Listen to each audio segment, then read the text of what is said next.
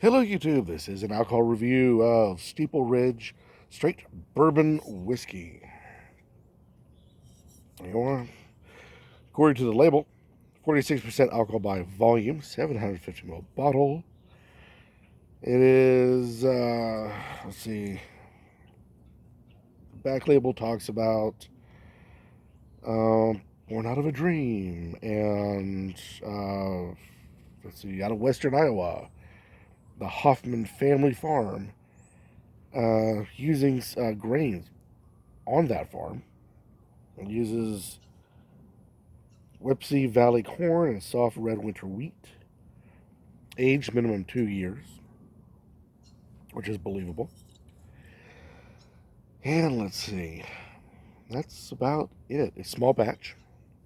What caught me, and I find this particularly funny, in that I try to keep a good situational awareness. And it wasn't until I got this bottle home that I noticed there's a penny on it.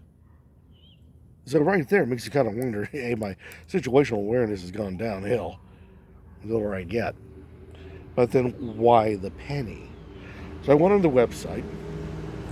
You can find it here. It's Lonely Oaks or LonelyOakDistillery.com, and could not find any information on it. I ended up having to email them. Whereupon they informed me that I'm not sure, I forget what the machine is called. It's not even really a machine. It's just a long, well, some of them. Some of them are long, some of them are not. The kettle, I guess you could call it. The distillation machine, if you will, is named penny because it's all copper. Well, the other thing about this is that the ink is copper metallic, keeping on with that growing theme. Nicely packaged, good bottle, good heavy bottle. Like the bottle, like the labeling. It's quite nice. Catches the eye.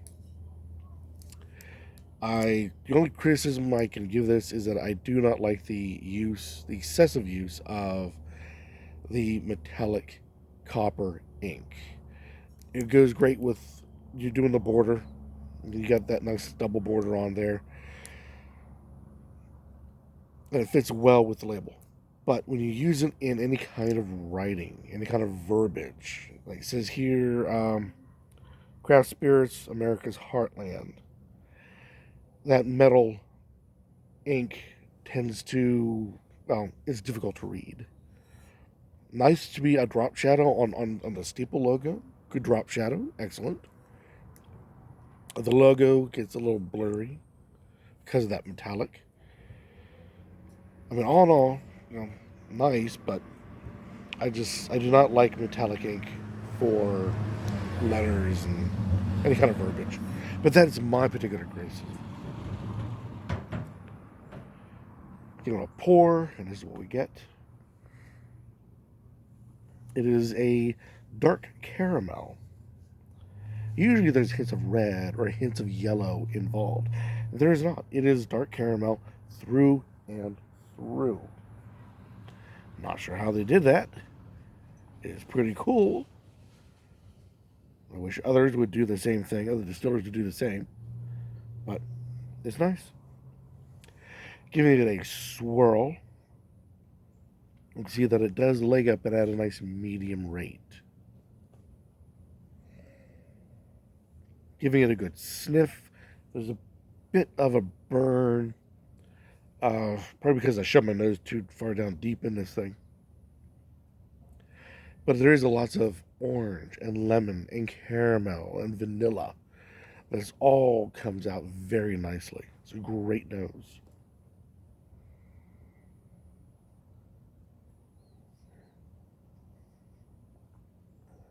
The taste, it's got a bit of a bite, more of a burn. There is that ethanol, which to my palate tastes like burnt rubber. That's in there, but it all equally is combined with the nice flavors of the orange and caramel that you get with the nose. A lot of different bourbons, you get noses one way, palates another, or when it comes to the palate itself, you get a long train of, say, the ethanol, uh, medium length of the burn, a short bit of the bite, and all the flavors that you're looking for is at a short phase in the very front. Less than a quarter of what you get of these great flavors, and after that, you're kind of enduring till it falls off the palate and you can sip it again. In this case, it follows from the beginning all the way to the end. It has a very long hang time on top of it all.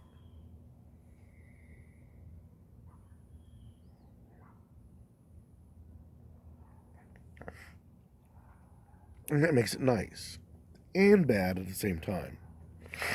Excuse me.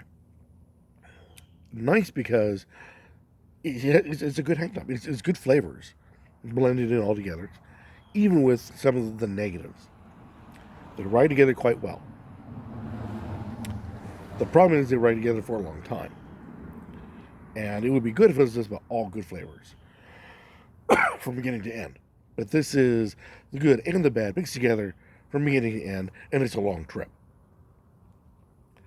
So it's, like I said, it's a toss up. If you are negative, you would be hinging on all the bad parts of it, the the burnt rubber, the burn, the bite. If you're a bit more positive towards this product, well, that's no big deal at all because you're holding on to all those orange notes and lemon notes and caramel and vanillas and all those other great flavors that this presents to you. Is it layered? Oddly not. It's just one big punch of great flavors, which is odd. I'm used to it being layered. Let's see what else about this. The burning and the biting, like I said, trails through with the hang time, and it's got a long hang time. That burning and biting, if you add ice to it, tames it down fairly nicely. And since there's no real layers involved, it doesn't muddy it all together. It's already one big color in its own right, and that is just simply tampered down through the ice. Be careful about ice. It ends up because your nose and your tongue are meshed together. When you cool it down, it changes and tempers down. Jeez, oh man, neighbors, it tempers down a lot of the subtleties. That's why if it's really multi-layered, it'll just turn into mud with too much ice or too much water. Which water is supposed to use to separate those layers. If too much will muddy it together. This you don't have to worry about.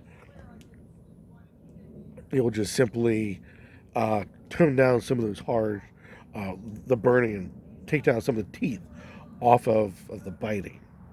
As I'm competing with my neighbors, who's apparently had a surgery recently and is willing to tell everyone about it. Ah, life. Anyways, so yeah, a little bit of ice does it well. Will this go well in a cocktail? I think you're robbing yourself plenty of the different flavors it presents in a cocktail.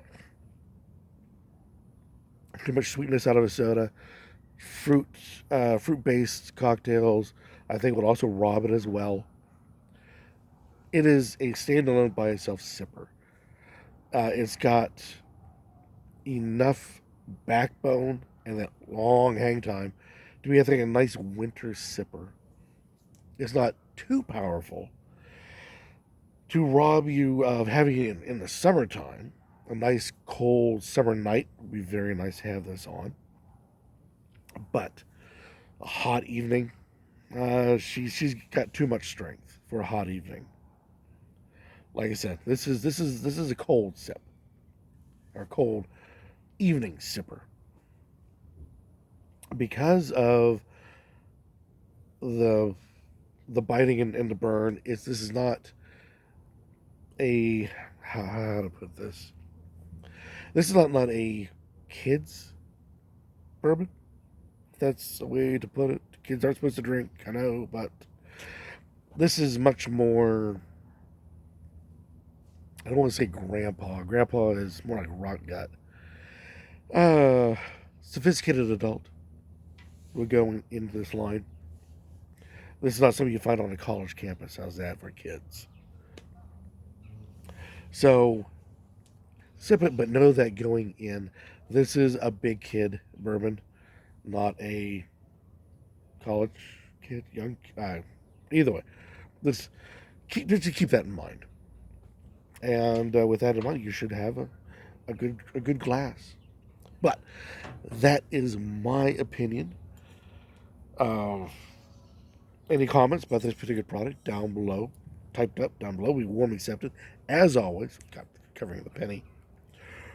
Or better yet, go out, buy it, try it, and do a review on the YouTube for the rest of us in the YouTube Spirits community to know your thoughts on Steeple Ridge Street Bourbon Whiskey. And let us know your opinion, whether this is a good product or not, and why, and so forth and so on. Until next time, keep on drinking.